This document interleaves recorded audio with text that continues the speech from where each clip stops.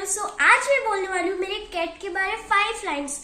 ऐसे हो गए ये तो चलिए स्टार्ट करते हैं। तो नंबर 1 कि ये बहुत ही क्यूट है। नंबर 2 इसका मुंह बहुत ही वाइट है और सुंदर है ये लड़की। नंबर 3 कि इसका दांत ना प्यारा है ना। नंबर 4 कि मतलब ये एक लड़की है।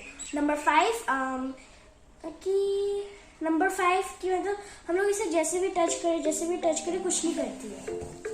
देखिए और कुछ क्या खाती है?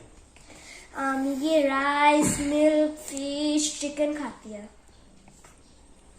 तो ठीक है, थैंक यू बोलोगे? Thank you, bye bye, love you all.